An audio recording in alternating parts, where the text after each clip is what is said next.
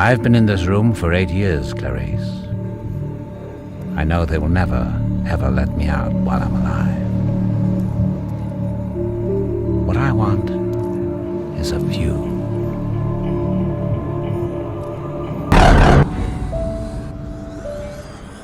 For years, people were talking about a sequel, and I say, oh, yeah.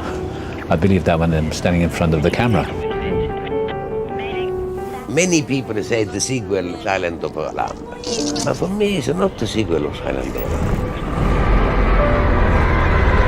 How could Anthony not read Hannibal and say, how could I not do this? Jodie was really wonderful in the first movie, so I'm delighted that I've been given the opportunity, and I can only hope that I'll do as well as she did. Everything in my business, whether you're actor, director, producer, is all about material. Because once you got that script, the doing of, from my point of view, is relatively straightforward.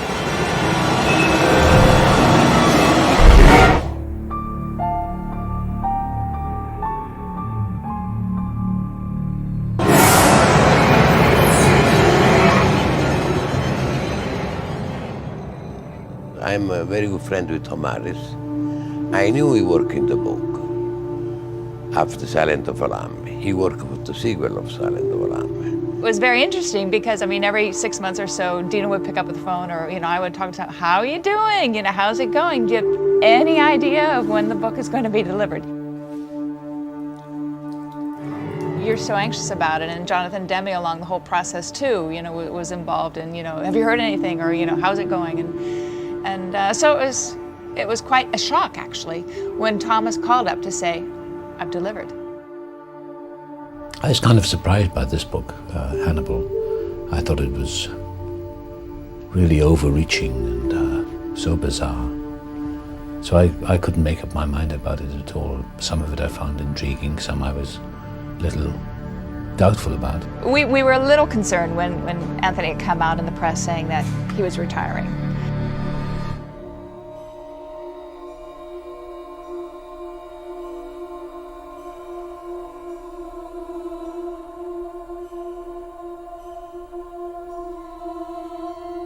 When we were in Rome last year, again, he was in Rome shooting Titus. Called him on the phone to say hello, and Dino goes, "Ma Anthony, ma really, do Hannibal." And I think, Anthony had just gone through so many pictures with directors that he was having a tough time with, and he was tired and change of life. And he said, well, if the director's right and if the script is good.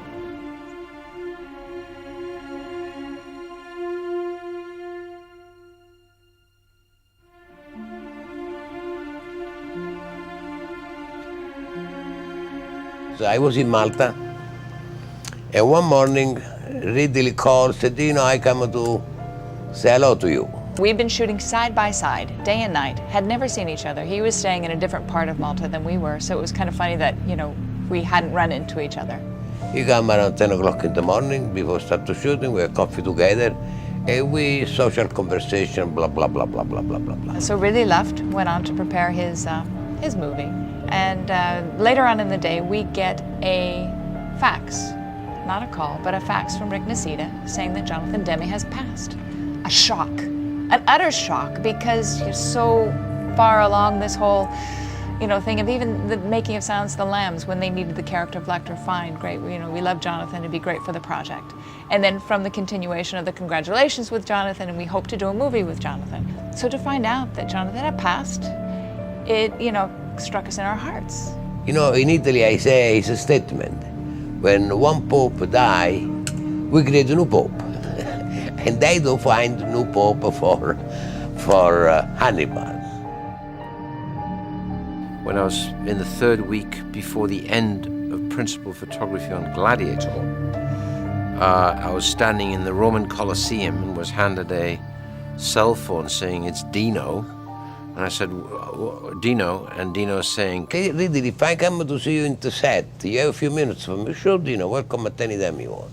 And I thought he wanted to look around the set, We've always wanted to do a film with Ridley, and just by him being there, serendipity, whatever you want to call it.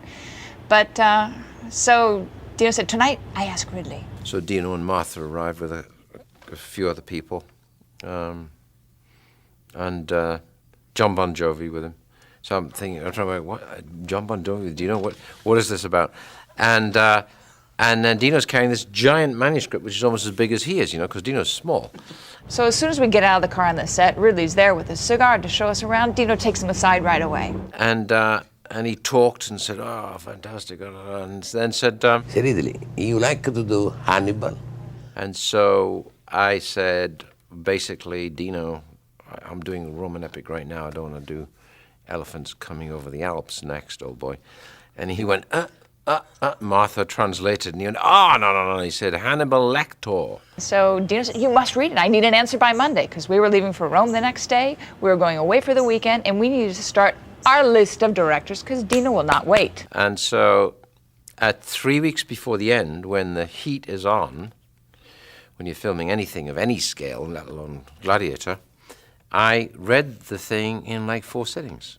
Once I was in, I was absolutely in, and I read it within the week.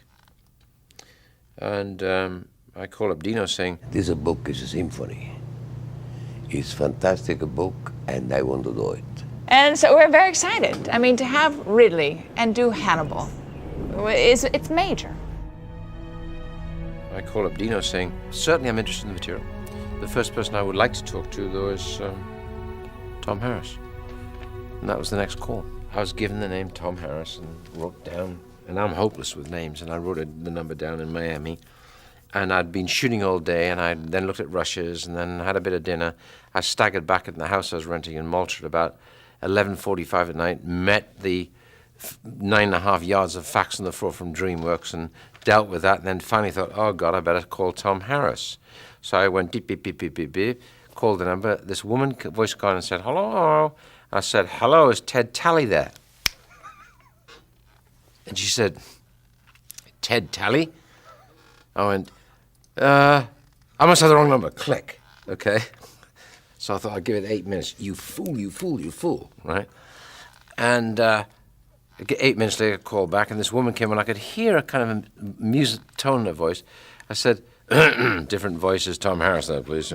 She said, yes, since I got the conversation with Tom Harris. Cut long story short, when I finally met Tom about 4 months later, the woman was his wife who said, you were the gentleman who came on and said, hello, is Ted Talley there, weren't you? Tom and I had a big laugh about that.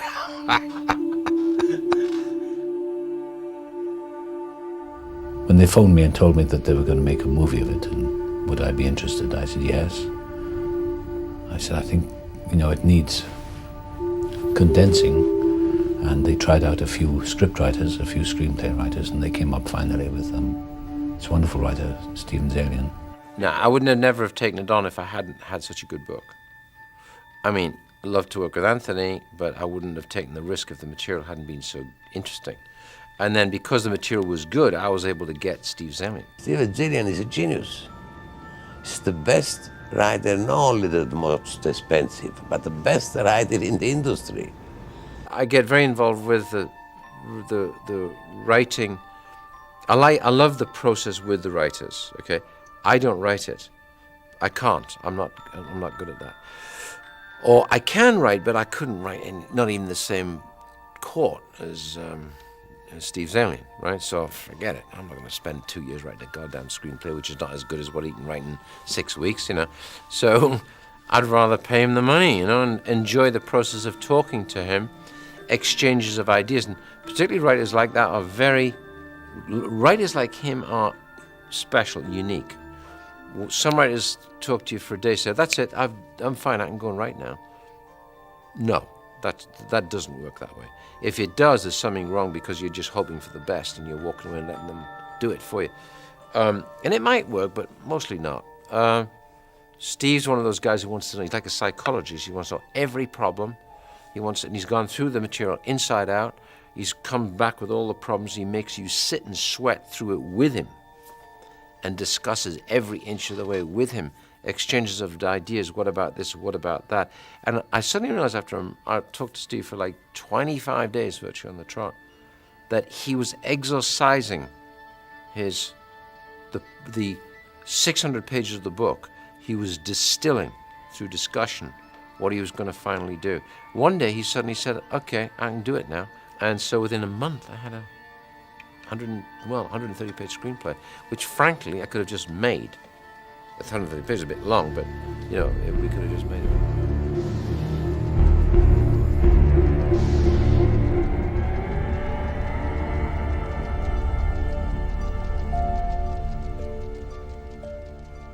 I had a hunch that Jodie Foster wasn't going to do it. We'd read the script and she'd read the script and I heard that she wasn't. So my agent said, what do you think? I said, well, I know, that's fine if Jodie doesn't want to do it. Well, to be honest, I must say from when I read the book, I said Jodie Foster never go to do this movie. And in my personal opinion, it's better for the movie because she's not correct for the movie, for the character. I think the answer is probably best given by the fact that she had been there, done it, and in fact got the highest reward she could get for it, which was to be, you know, an Academy Award winner for that particular role. And Jodie is a good director, and Jodie was planning to do Plum, and suddenly she'd got to go on it. She didn't want to change her plan, and so it had to become next case, you know, quickly as possible. A dilemma, but yet totally solvable.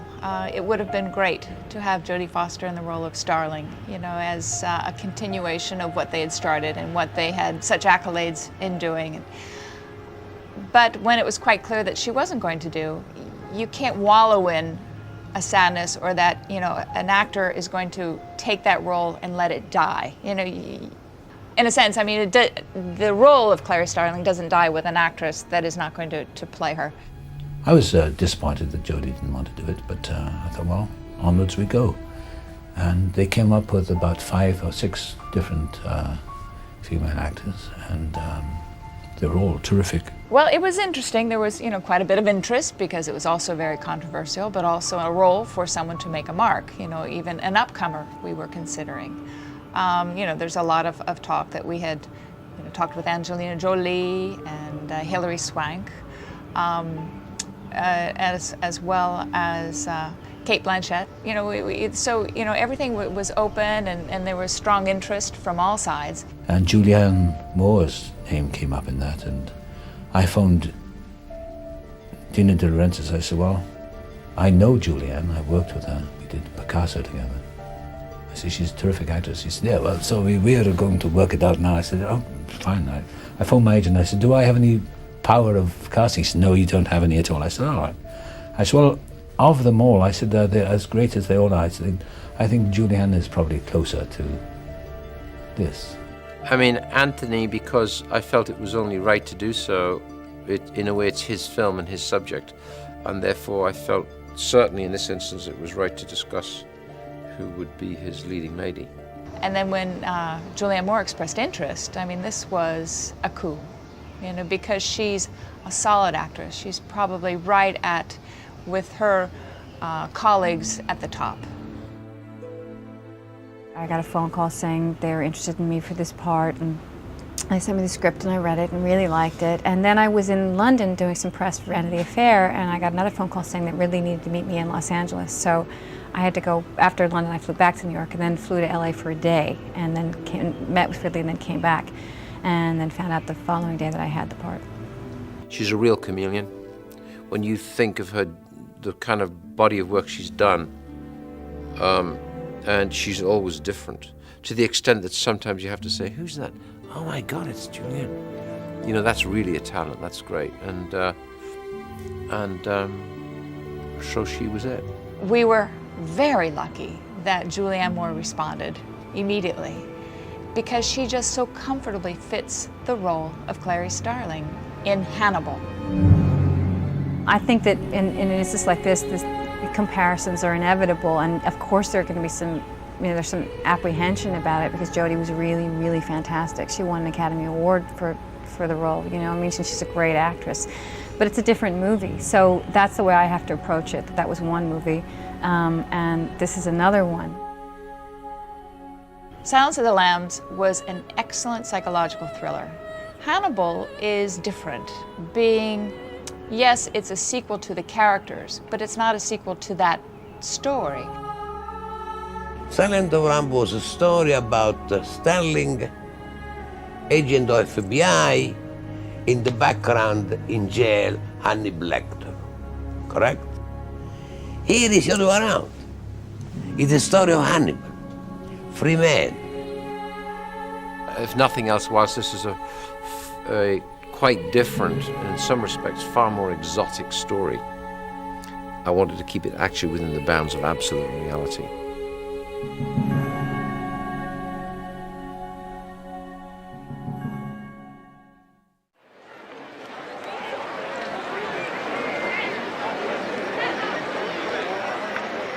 Good afternoon. I have no idea what anyone's saying, but I'll just say a few words. I want to thank Mayor Domenici's office for all his help, because filming in such a splendid city as this is difficult, and I want to be able to get all the beauty of the city, and through your office, we're able to do that. Thank you very much. I'm Martha De Laurentiis, and I'm just thrilled that you're here to share our excitement. We start tomorrow, and let me introduce Hannibal Lecter.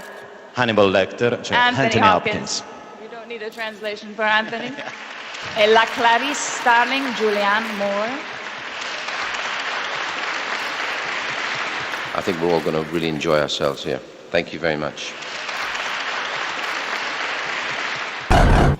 The technicalities of making a movie sometimes can get a little tedious, but they pay me to do it, and I'm fine with that. I don't mind. It's all a lot of fun anyway.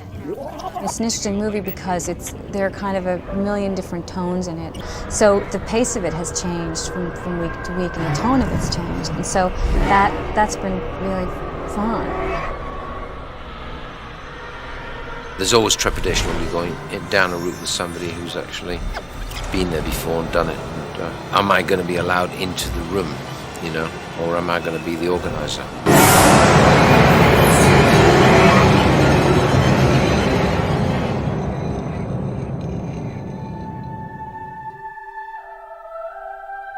Florence is beautiful. Whether you have gray skies, blue skies, green skies, it's all with the backdrop of the river, the beautiful Tuscan hills behind the city, the ancient history that it has, that it shows in the architecture.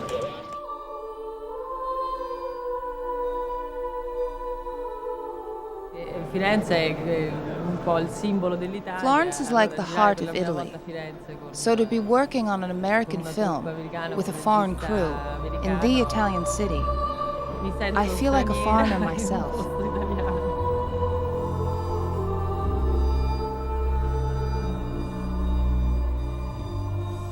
Everybody enjoy Florence. We receive fantastic cooperation from old city of Florence, start from the mayor. They give at disposition everything we need, almost for free. Who wouldn't want to live there and shoot there and be in every palazzo, or invited into the Palazzo Vecchio, and anywhere you went, they opened up their doors that we could shoot there. There are some days that Florence is about 1 million tourists, and all city has about 500,000 citizens. So that means that there are twice so many tourists a day. So we see it. When we shoot on some locations, we just cannot get rid of them, and it's very difficult. Move on without stopping, please. Ritorniamo tutti in posizione, dai. Tutti a posto, ragazzi, chi stava di qua, di qua. Ritorniamo tutti in posizione, dai. Tutti a posto, ragazzi, chi stava di qua, di qua. Move on without stopping, please. Ragazzi, dai, avanti. It would become well publicized, or word of mouth. We were there making a movie. We were on the Palazzo Vecchio, we were on the Ponte Vecchio, we were everywhere, and wherever we went, there were crowds of people shouting, "Hannibal, Hannibal." I felt like Mick Jagger a bit, I didn't know, or Sting, I'd never experienced that before.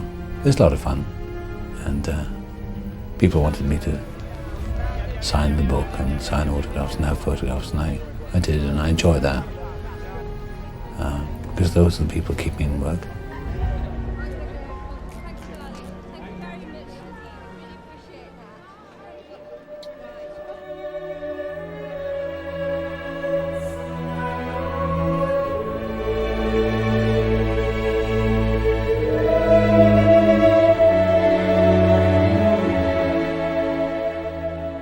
woke her then, and trembling and obedient, she ate that burning heart out of his hand. Weeping, I saw him then depart from me. Tonight is the scene of the opera, which is very exciting because it's actually a piece of Dante's sonnet that's never been put to music. Actually, Dante's never been put to music before.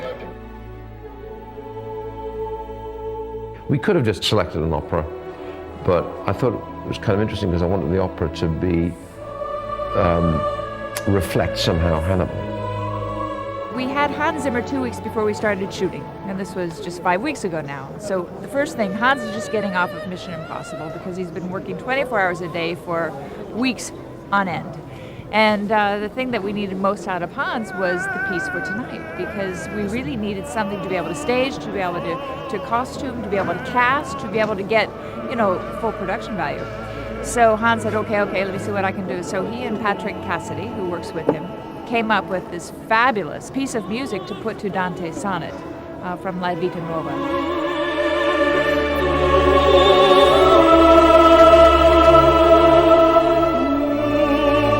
What's exciting about tonight is that we are shooting in this beautiful place next to the church, the Santa Croce, and it's actually the chapel of the Pazzi family.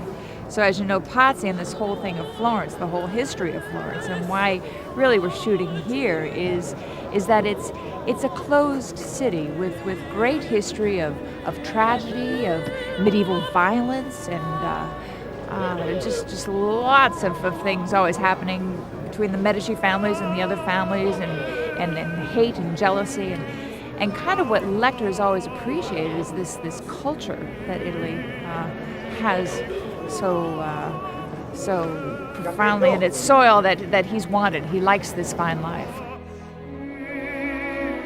We looked at the opera house in Florence, but it wasn't quite enough for me. And I was standing in the courtyard next to a church, which was to become a location for us.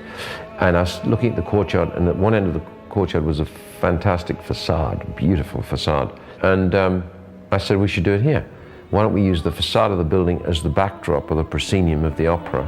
Let's just get some yards of this translucent metallic fabric and hang them on wires, and that's it.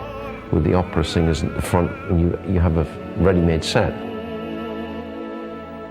It took everybody, you know, because you kept replaying the music, replay as you do every single take. Everyone, every single take, just still loved that haunting melody.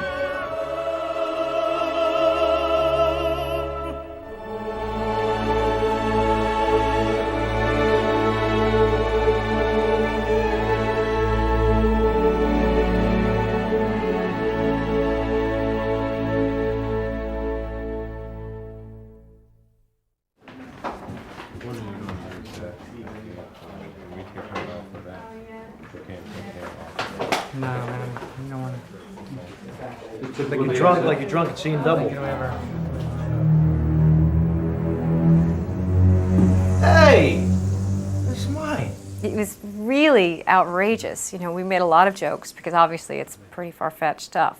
But we actually had a wonderful time shooting it all. Certainly, technically, it's very, very interesting to watch. I mean, the work that they've done is kind of amazing. It's pretty. It's you know, it's pretty far out there. I mean, it really.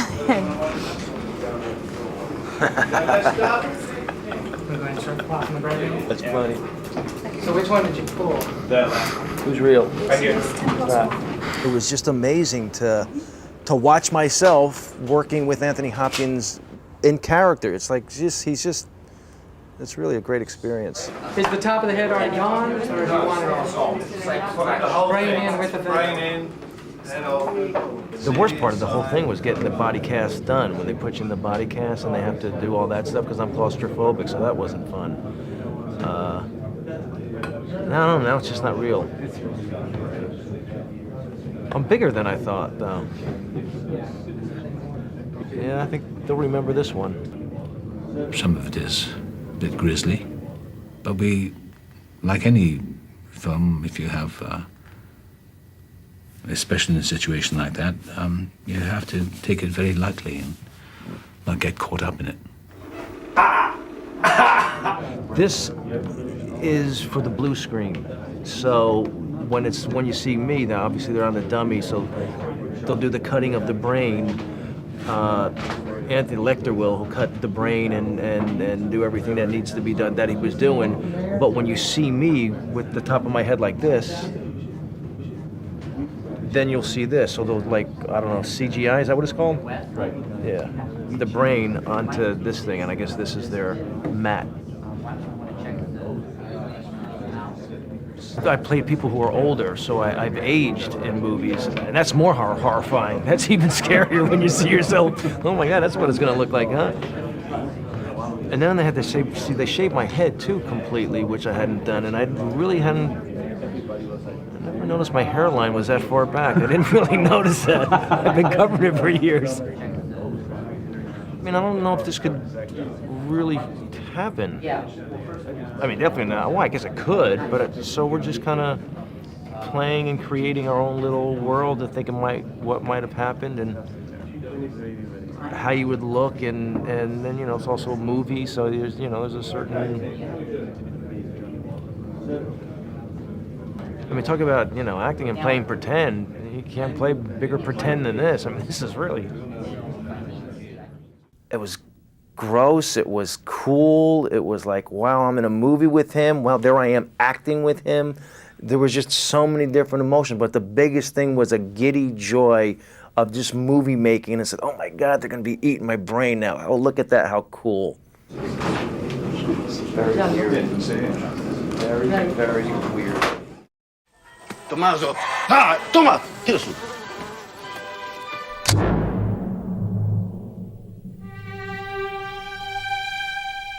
These are all Russian boars, and they are the tallest and lankiest of all the boar.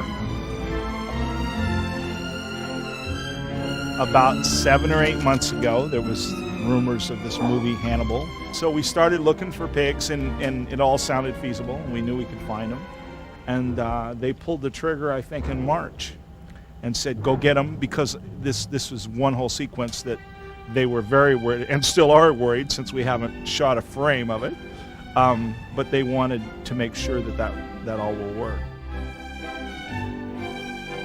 You know, they're meant to be killer pigs, but animals don't act. So you're always in a predicament. You want them to be aggressive, but not too aggressive. Anthony is supposed to walk right through them. Well, they don't know Anthony, so how do you make them aggressive, but to the point where he can still go through them? So it's a tightrope. What we've done is actually train them to go to a dummy and grab onto it. And essentially it's just like a retrieve with a dog. You throw something out there and they go get it and shake it or whatever. That's what we've trained these guys to do. So what they do is we have a lot of prosthetic bodies, and they'll run and grab it and shake it and carry it. And once they do that, for initially it's just very quickly for like a split second, and then you feed them. And then over time, you progressively make that time longer. And now they'll stand there for like a minute and shake and bite and tear at it, and then we feed them. And everybody goes, oh, well, they just put meat on the body. That doesn't really work, and we will do that at some point, but what will happen is they'll just stand there and eat. So they had to be taught to really shake and tear at things. And then what we've done is now we've transferred that to a person. We used the stunt coordinator, Phil Nielsen, and had them grab him, and have had him do it for about a week and a half now. And they actually jerk him off his feet and run around with him, really. When we know they're going to work, we put them in their stall, we tell them what we want them to do, and then we go away and we give them like 15 minutes to practice it, and we leave it at that.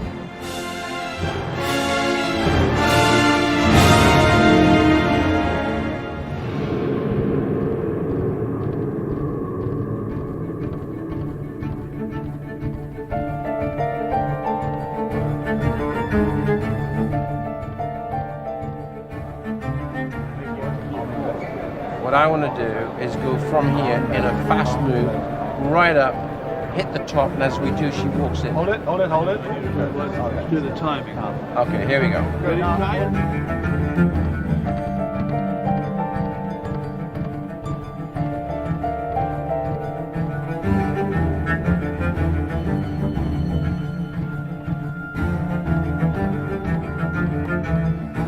Faster, much faster. Much faster, guys. 240 miles faster. Oh my God, much faster.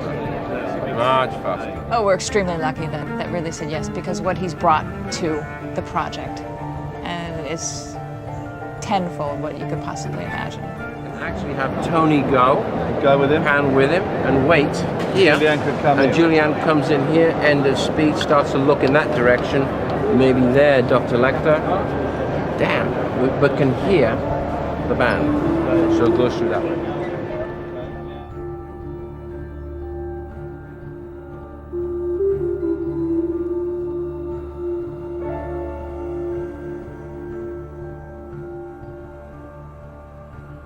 Ridley is a genius.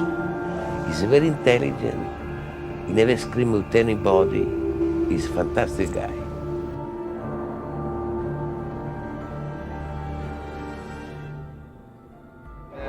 Say it again. Full rehearsal. Don't Dr. Lecter, don't help. And that's when he goes.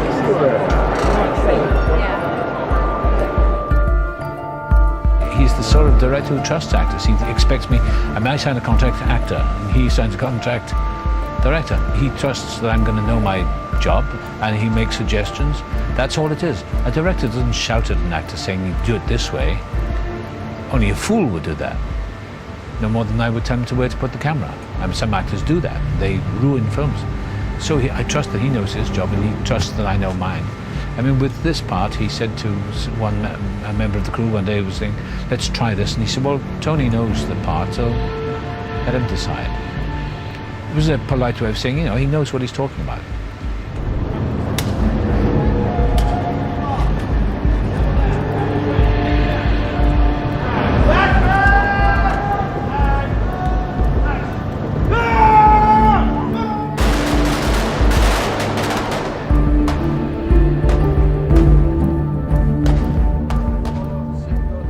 There were no surprises with Ridley in as much,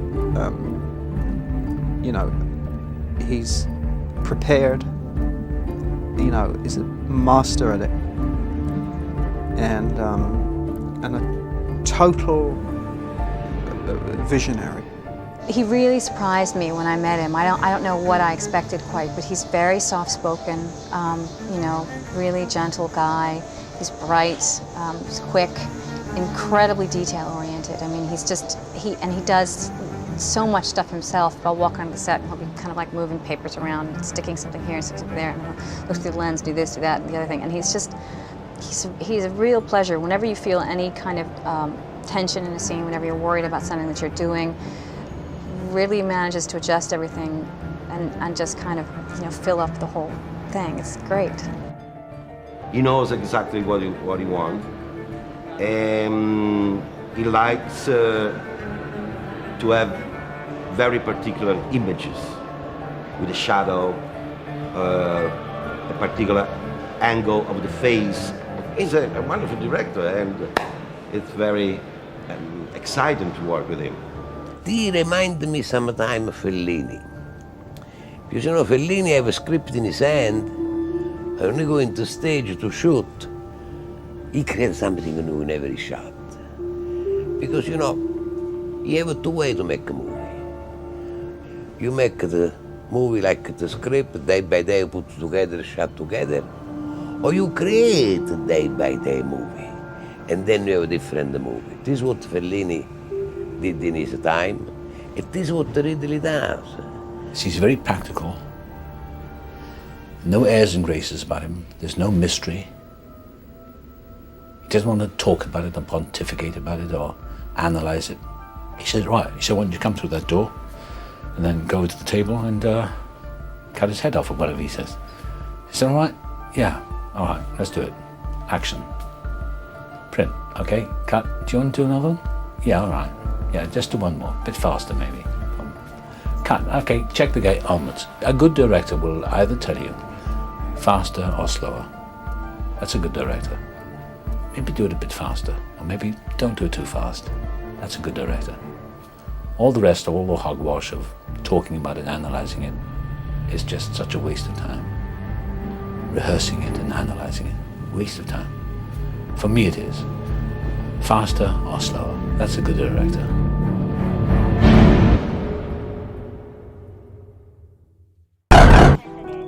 It's very scary when you get a film like Hannibal because you just sit there for weeks going, how are we going to pull this off?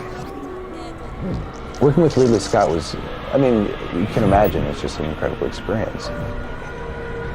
It's not often a film like this comes along where you get to do such incredible and original makeups.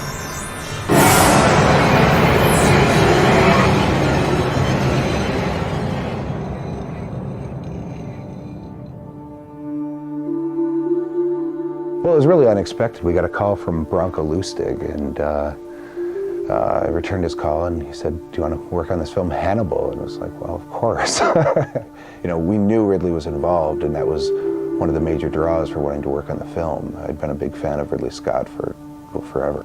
He's an incredibly visual director with a tremendous understanding of what the limitations are of makeup effects or animatronics, and he's also willing to listen to what the advantages would be if we built a makeup effect or an animatronic puppet in place of using the real actor or the real boar, for example, or the real baby. This film was so much fun working with him because he wanted to try everything, and let's try this, you know, and then we try it, no, that doesn't work, let's try this. We knew it was going to be very difficult to pull off a character like Verger, because all these people have read the book, they have the expectation of what, you know, in their minds, and you have to come up with something that's going to satisfy them, let alone, you know, do something different and unique. What was fun and horrifying about that was that trying to create something new, because we did all these designs. We did like 20 different heads, all these different people were sculpting, and everything looked like a zombie. You know, when you start trying to do a skeletal form, building up on a face, anything teeth, everything, putting teeth in, everything looked like a zombie. And we're just like, oh geez, what are we gonna do? I wanted it to be actually something that really looked like a genuine, well, hideous scarring.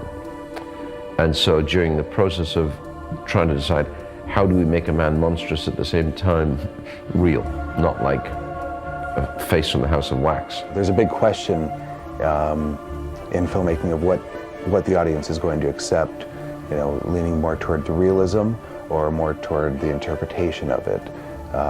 If you look at a horrible accident scene and you see, you know, dead bodies laying there, oftentimes it looks so fake. So we had done reference as to what this character should look like, and really decided to move away from that because the audience, we didn't think, would really accept it as being something that could happen. You know, somebody that's just so horribly disfigured. People just don't want to look at it and don't want to accept it. We did real elaborate, anatomically correct, you know, muscles and things. And we talked to, Ridley brought in expert doctors and talked about, well, that would dry up, it wouldn't work, and, you know, expose stuff like that. So when I got to Florence finally, Ridley said, I have a new idea, you know, and he showed me some pictures of a fetal type of a thing. And it was interesting because it was touching, really touching. And I thought we'd go in that direction. So I wanted to make Mason Verger rather more touching than monstrous, because I think at the end of the day, I think Mason Verger was really rather amusing, was touching, still hadn't lost his sense of humor, and was, you know, almost sympathetic. So we sculpted this in a day, and we showed it to him the next day, and he liked it a lot, but he wanted to change some things, and we took it another day, and basically that was the design that's in the film. Well, it's 5 hours of makeup, then an hour or so to get clothes and the wig, and really it's 6 hours to get all the pieces together. I really love working with Gary. You can put him in anything and he just will make it come alive. So when I heard he might be up for this film, I was like really excited, because I said, I bet he'll let us, you know, pull his eye open and things like that. And when Gary finally was cast and came in, the first thing he said was, do you think we can clamp my eye open? We have the mechanical baby from the opening sequence with the shootout with Starling. This is the baby that gets covered in blood and washed off at the fish market. It's okay. I know, it's okay. We you have this very violent, very aggressive scene where the Starling character, grabs this baby covered in blood and slams it down on this table and, is hosing it off, and it isn't, because she's in such a rush, she really can't be delicate with it. So, we knew immediately they were going to have to make the baby, and which realism in animatronics or puppets is to me the most interesting thing to do, because people have a point of reference. They know exactly what it's supposed to look like. Therefore, it's the most challenging. So that was to me, one of the more exciting pieces to build, something that people would look at and not think about, this is an animatronic character or a puppet. Just believe this is a baby. So what's it to be? Bars in or bars out? Like Judas? Are you confused? I'll decide for you if you'll permit me. The rig was pretty simple for Potsy. It was very effective, and I thought just horribly violent. But those are the most fun things to do, aren't they? So it was kind of a stomach wrap loaded with these entrails and blood sacs and tubing and everything, and it was the jerk of his body falling that caused this blood sac that was pre-cut to open and the entrails to pour out, and I thought it just worked very well. It was pretty horrible to watch. One funny thing they came up and asked me about, well, what can we use? Because if we use blood, it can just ruin the stucco on the buildings, which is so old, and if it stains it, forget it, major deal. I thought about it, and I said, well, probably if we just use Caro syrup and put something like Socaflock in it, like they put on Christmas trees. It's real thick, dry stuff, get red, put it in there, and that's what they did, and it looked real thick, goopy blood, and it, worked very well, but it just hosed down, didn't hurt anything. But it's funny, when you're shooting someplace like that, you have to think about all that kind of technical things that you can do to ruin the, Florence, So I thought that was really funny. Then here we have the mechanical boar from the sequence when the boars are eating the Sardinians, and this is the boar that chomps down on the face of Verger. The boars, or the boar puppet, just through discussion, Ridley was talking about wanting this violent scene, and of course these real boars are very dangerous. They're these huge creatures. We took a field trip, and to view them, and it was very intimidating. These things running around, and of course they're kind of biting at each other and anything else that gets near them. So we realized that there was some risk involved in putting a person in this pen and getting the person too close to these animals.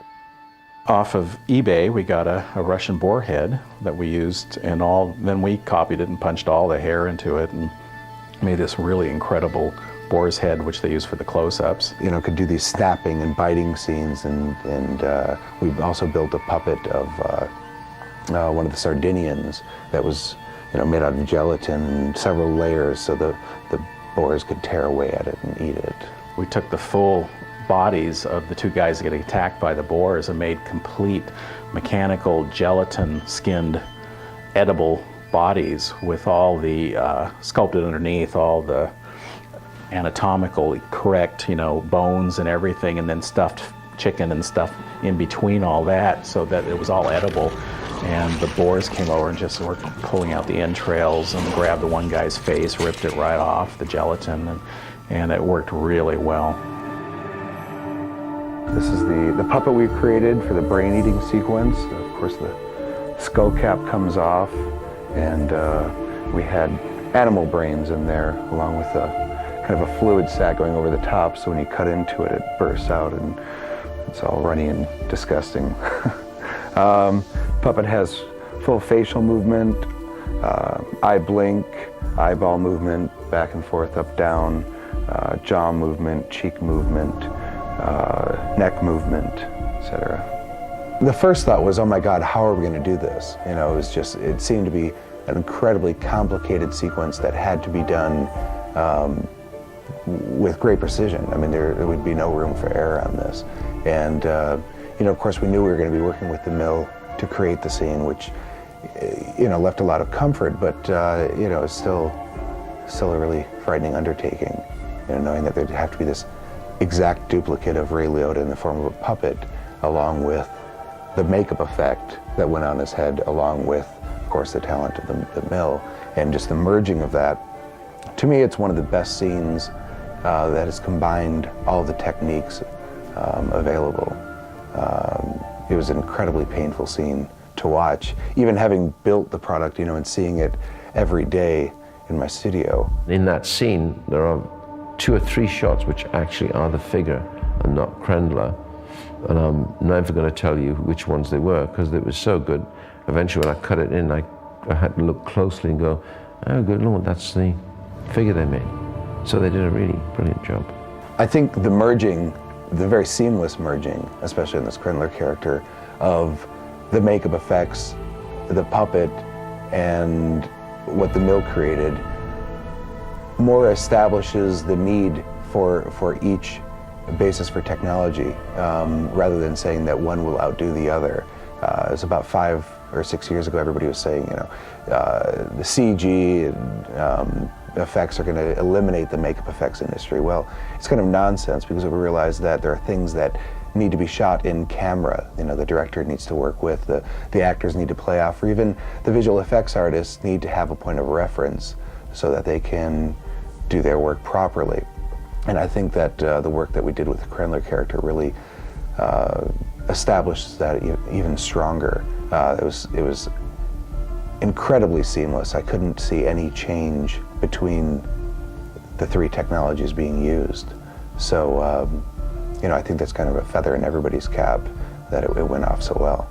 Anybody can do gore effects and everything, but it's really fun trying to do something more that's a little classier, and to try to do it, because like Verger, I really wanted it to be disturbing. I wanted people to look at it and just go, oh, geez, and really bother them in that. I didn't want to try to make it gory where it's just, blood and guts and, anybody can do that. But just so disturbing that it's in your mind. The thing that really surprised me when I saw it was the end with Ray Liotta. That stuff for a couple days was, and I've never had that experience since The Exorcist, of that disturbing picture in my mind of, like, humans shouldn't see something like that, because it really bothered me. I didn't think it would, and because we worked on it.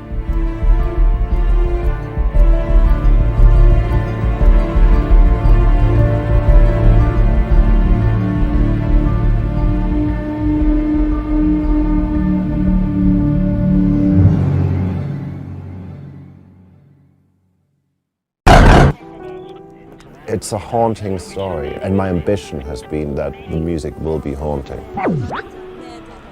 Hans is like a good actor. You always hope to be surprised. The writing part is just really close to some sort of madness.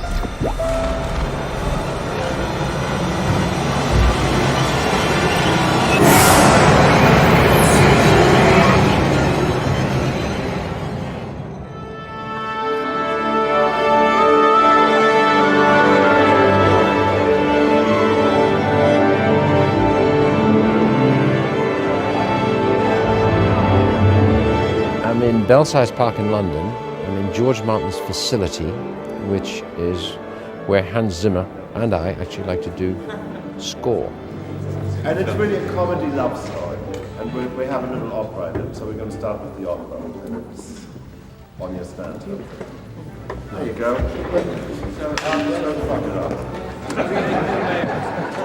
The music really is dialogue. It's, in fact, if you like, the final adjustment to the screenplay. And it's also the final emotional adjustment to my filming process, because the filming is long gone and done, and I can adjust the picture with music, and I can adjust, sometimes they don't like to hear it, but I can sometimes adjust performance with music. I like to work with Hans. I think this is the 4th or 5th now. Actually, the first time I met Ridley, I had the audacity to ask him, how do I not get fired of one of your movies? And he said, don't write me a symphony. So we're doing an opera instead. Ridley knows, for instance, to get me into the cutting room, and I sit there and we both, with Pietro, sit there and go through the movie and talk about the scenes and what they mean. We don't talk about the music. We try never to talk about the music because that would narrow it down too much, and it would be restrictive and using words for things that you cannot describe in words, because my language, for me, is more articulate than these words I'm using. That's good.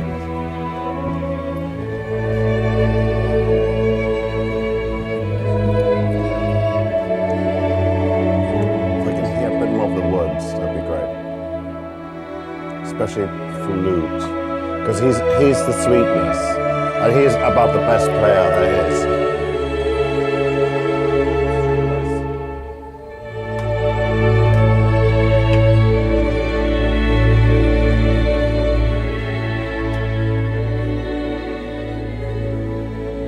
Jonathan Snowden looks more and more like the suffering artist. There was a noise there. Let them go through it.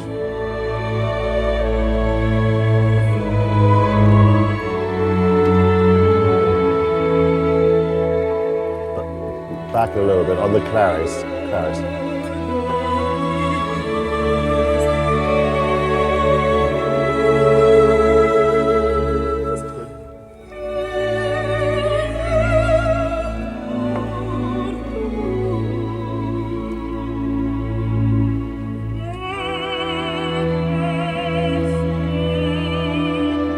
I remember the first time I played him, my set of themes, I wrote about 35 minutes of just ideas and themes, and Ridley sitting next to me as I'm playing these ideas to him for the first time. He's not saying a word because he's listening, but there came one moment where I was truly doing something very crazy, and just his head turned to me and this one eyebrow raised itself, and I just like it is now. And it was the look of, you are completely mad and I like it. Which was, it's all the praise I need. I need that one, when that one eyebrow goes up in just the right way, I know I'm heading, that close to disaster, which is the only place to live, really. If Hans is suddenly on an off day, I usually just say to him in so many words, this is not why I'm with you at this moment, Hans. I'm here for different things, and I'm here for your originality, so cut the crap, and actually let's do it again. He goes, you're absolutely right, let's do it again.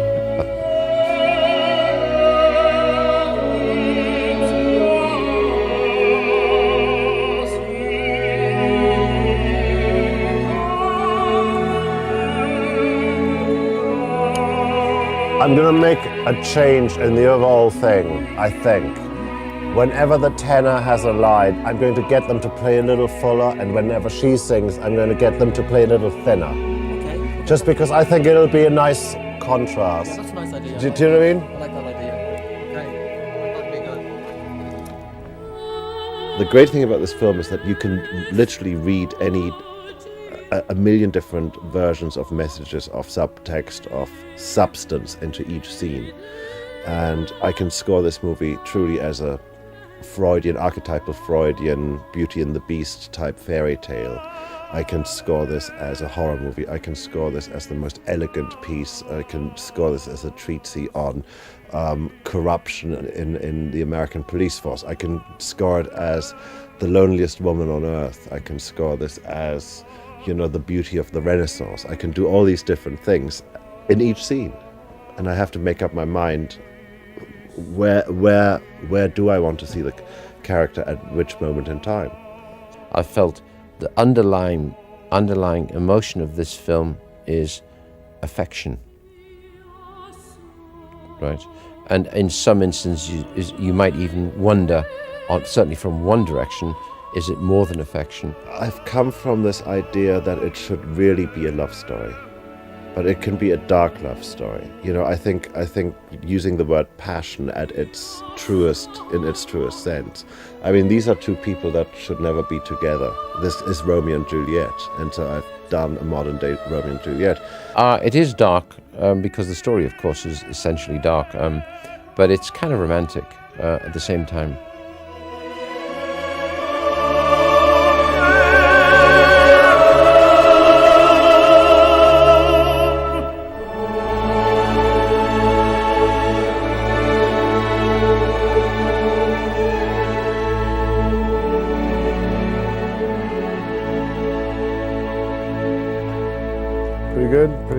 come out. You're getting a visit from Hans. Oh shit, thanks. That's beautiful. Really fun, Oh god, you're following me. I don't know, I feel something is following me. I have this crazy idea that whenever the tenor is singing, that we get a little fuller. You know, because it can give us a real contrast there. The idea being basically when the tenor is singing that we get a little more masculine in the bottom end. Sorry, ladies. So, in fact, I heard that. The diminuendo starts at the end of 22. You caught us on the day where we have the normal symphony orchestra for the opera sequence, but most of the time I'm using this very odd orchestra, which is only cellos and basses, and they're all playing at the extreme ends of their range. You know, the cellos are playing literally the highest note they can possibly play, and very often I have people play so quietly and so delicately, because I think that is part of the character. Everything that Anthony's character is for me is somebody at the extreme range of whatever is humanly imaginable somehow. And at the same time, it gives it, because I'm sort of misusing the orchestra, I'm misusing these instruments in a way. It gives it that sort of ancientness. You know, they don't sound like a modern day orchestra, and it's part of the quality I'm trying to have all the way through.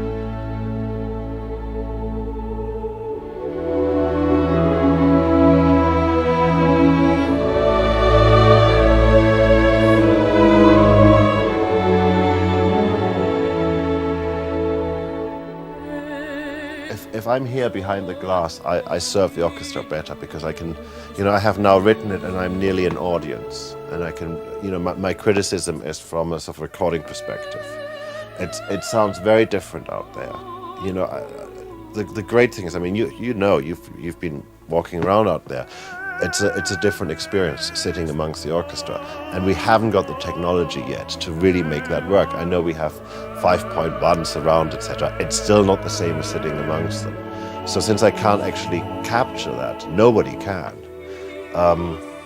It's better if I sit here and you know, try to sort of fake it up. You know, with all the technology that we have, try to sort of manipulate that sense more.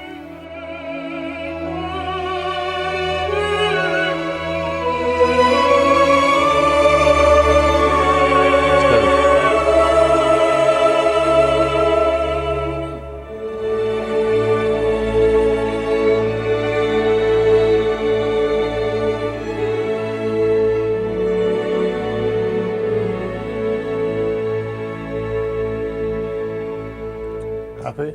Love it. Really good. Yeah. Just like that and save that. Really fantastic. Let's just do another one for safety's sake. But I mean, really, that was it. Okay. Let me just explain a couple of things here. Since this is a Ridley Scott film, we've never done one without a waltz in it. The Gary Oldman character in this one listens in one scene to the Blue Danube, and bad things happen to him, and you know how that is when something really bad happens to you. You might never ever forget that moment and try to get back to it. So we're using the Blue Danube in a sort of a straight form, and then it starts getting more and more sort of perverted as the movie progresses. So musicians are so more educated, or their education starts so far more earlier than any other job. I mean, you know, a doctor goes to university for I don't know how many years, or a lawyer. These guys started learning their craft when they were three or four, whatever. You know, I mean, they've been doing this all their life. I mean, the level of competence, the level of just sheer learning that's in that room out there is incredible.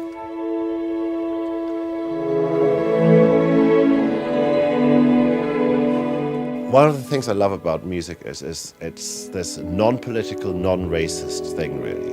And it's either you play well and you move me and you move my soul, or you don't. And that's the only requirement here, you know? And you can be as cantankerous and as difficult and whatever, and you can still play in my band because you play beautifully. It's such a beautiful piece. It really is.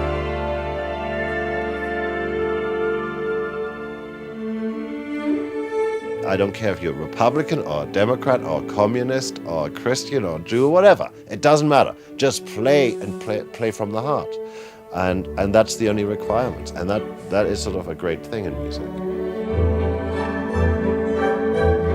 I'm just glad the little children have gone shopping.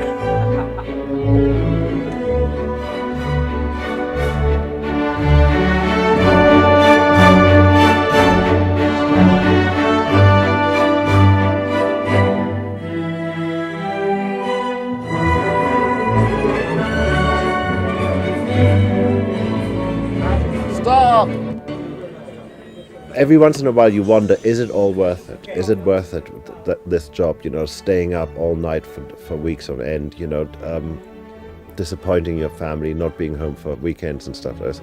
And there was a moment, you know, after Ridley came back from Florence and we were all in the cutting room and it's 11 o'clock at night and we're all standing there shouting at each other passionately about what one shot means, where tears gliding down her cheek, you know, is this a tear of anguish, is it a tear of loneliness, is it a tear of disgust, what is it?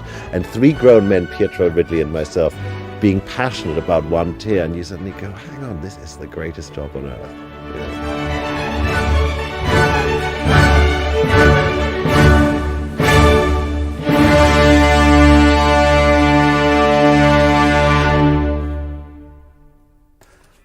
Very nice. But you know, didn't quite sound like world domination yet. I think we can do one more.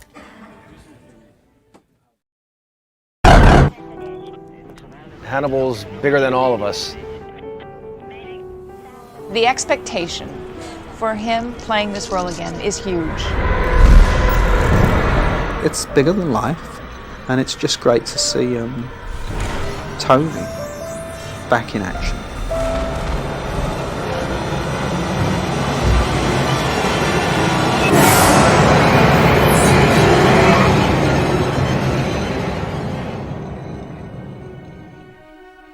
I was surprised, pleasantly surprised, that there was still a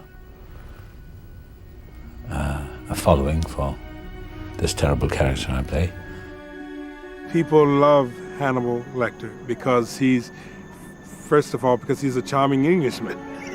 I mean, you know, the English got a way of saying stuff, you know, I'm gonna kill you, you know, I'm gonna eat off half your face, and it sounds so great, you know, so delicious. And I think bad guys, I don't know, intrigue people. And this is like the ultimate in bad guys. I mean, this guy's, he goes pretty extreme.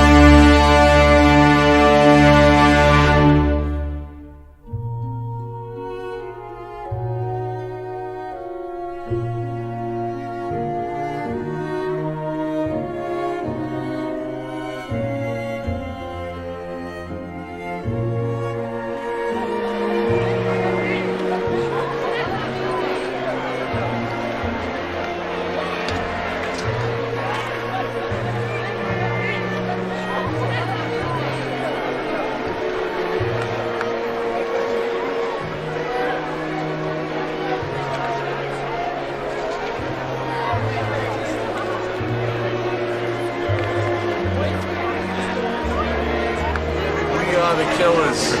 We're the killers.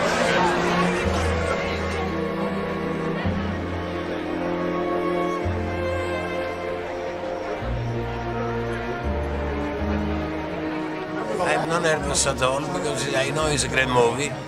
We already see the reaction of the audience, and then our reaction will be sensation.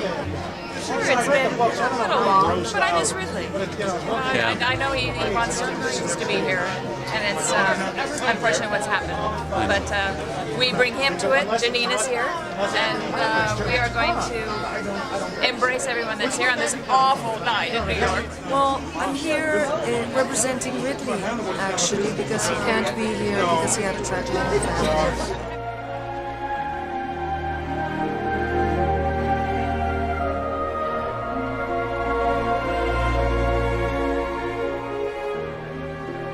Excited to be here, and I'm actually excited that there's so many people with such bad weather outside. But you know, New Yorkers are tough.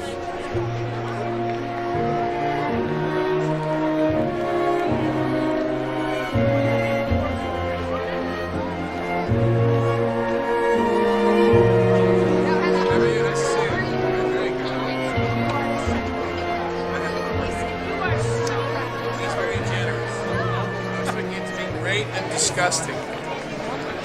But I'm a big fan of Ridley.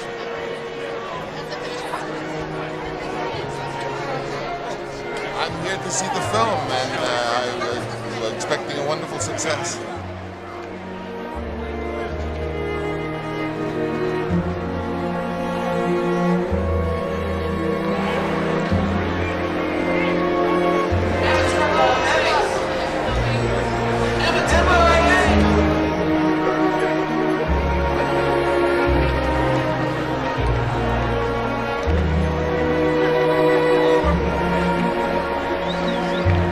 He's amazing. He's such an amazing filmmaker that the same with how John Demme transcended the genre, he's going to do it. So I'm so excited. I mean, this is not a genre I particularly care for, but in Ridley Scott's hands, you know it'll be evocative and engaging.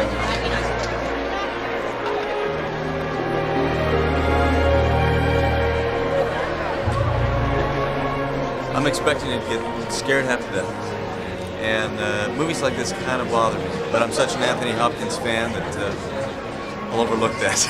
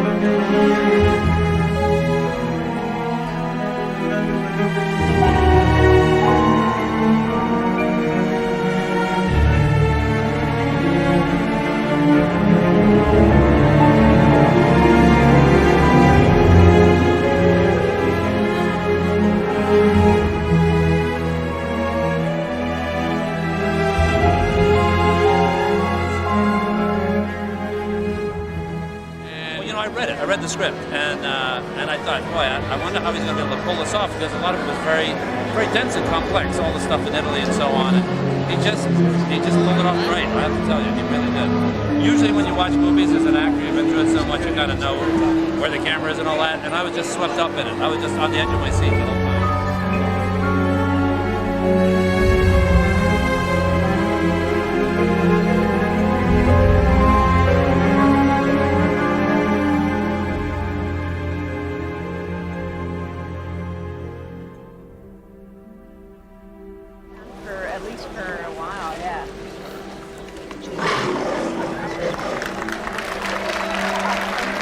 I think that Ridley made an extraordinary movie. I mean, really, really beautiful. It's kind of a, I keep telling people that it's like an hallucination or something. It's sort of a fantasy, and I had absolutely no idea that that was the movie I was in, because I was working very hard on my own little segment, which was like a, you know, my own little cop movie or whatever, and Ridley was just kind of building this.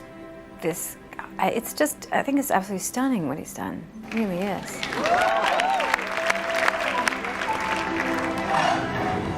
It's like some great medieval drama of the 15th century. You know, there's plays that were set in Italy, either by Shakespeare or by Thomas Dekker or Ford and people like that, like The Spirituous or Duchess of Malfi, which are really brutal plays. Inspector Party. Is this Clarice? What I also thought was good of Ridley was to not pull back from the horror. I asked him about the famous dinner scene.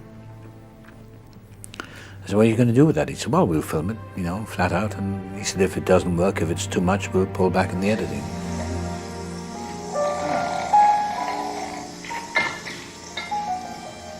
Well, it's not very good, buddy. I admit I added something to it. So when I saw the whole thing, whole enchilada, I thought, that's really daring.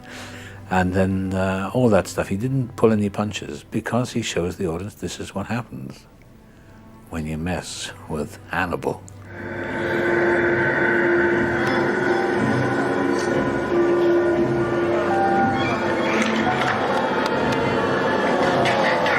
You see, the brain itself is no painter, as that concerns you. For example, Paul won't miss this little piece here, which is the part of the prefrontal lobe, which they say is the seat of good manners. Your profile at the border station. It's like a car crash. I know you want to look and you don't want to look, and it's like, it's funny, it's just very bizarre. Sucking on a greasy coin? Whose queries? Agent Starling, or if you can't keep up with the conversation, better not try to join in at all. Here. Here's the sack containing the brain. I would really like some wine. That smells great. There's that thing with the roller coaster, when you watch people coming down after the roller coaster, they're all screaming as if they're going to die, and they come up there all laughing as they get out. That's what we do with our lives. We give ourselves a severe fright in order for the release. I would really like some wine. It's like banging your head against the wall. When it stops, it's a relief to stop doing it. It's like you give yourself the terrors, and then you come out and you laugh because you've flirted with finality. And I think with Lecter, he's that kind of character.